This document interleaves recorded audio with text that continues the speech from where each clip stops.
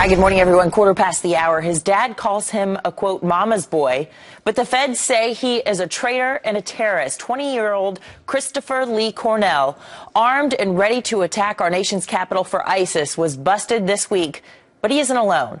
The Clarion Project has identified several major Islamic extremist groups, and all of them are functioning right here in our own backyard. Joining us now with more is national security analyst for the Clarion Project, Ryan Morrow. Thank you so much for being with us. Sure, thanks for having me. When we hear that this is, just miles away from urban areas, our hearts just drop to our chest. Tell us about the first one in Hancock, New York.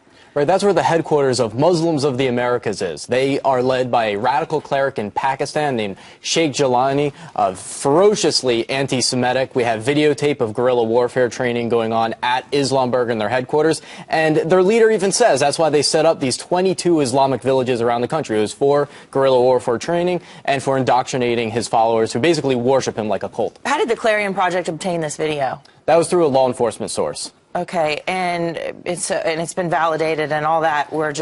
They don't even contest the credibility of it. They say it was some type of celebration. So how is it still functioning then? Because they're not listed as a foreign terrorist organization. It's mostly American citizens, converts, sometimes through the prison system, and so they're able to operate here, even though we have declassified FBI documents saying that the FBI does view them as a threat. What about in Falls Church, Virginia?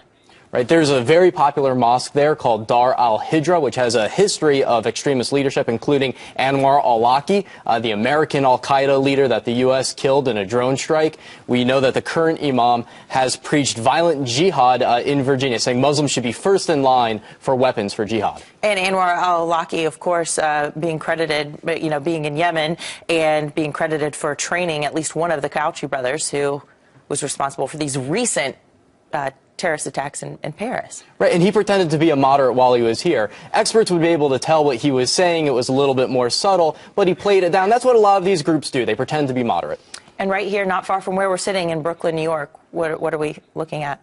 That's a mosque that's run by Suraj Wahhaj, one of the most radical clerics in the country. We have countless quotes now of him saying that America needs to be turned into a caliphate, but he's also pretending to be moderate. There's a lecture out there that there's video of where he said that the problem that we run into is that we talk about Sharia when we're not there yet. That's not moderate.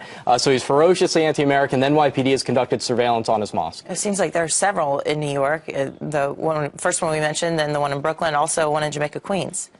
Right, and that is the headquarters of the Islamic Circle of North America that puts on some of the largest Islamic conferences across the country. That's linked to a Pakistani Islamist group. We have a teaching guide that they put out preaching that Muslims should engage in deception in order to advance the jihadist cause. Luckily, polls show that only about 2% of Muslim Americans say this group represents them. And by the way, a dozen Muslim organizations in North America say that the first group I mentioned, Muslims of the Americas, should be branded as a foreign terrorist organization. So lots of Muslim allies in this. Is there any significance that 3 of the 4 that you've mentioned so far are in New York State? Well, it's just because there's a population there that they can recruit from, but they're all across the U.S. Okay, and also in Washington, D.C., in our nation's capital. Right. Well, there's several there. I'm trying to remember which one we were referring to. The Council on American Islamic Relations is one? That's right. The Council on American Islamic Relations. That's a group that basically tries to advance the Islamist cause in the media. And we know that because the FBI wiretapped their leaders at a Muslim Brotherhood meeting in 1993, where they were talking about using deception to advance their cause in the media. And this is the group that's always out there yelling Islamophobia whenever anyone criticizes them. But the Justice Department says that they are a branch of the U.S. Muslim Brotherhood. Okay, and just before we go, what do we do about this? You have to expose them, and you have to ally with their Muslim critics, because the Muslims that do stand up to these groups, they are called Islamophobes, even though they're Muslims themselves.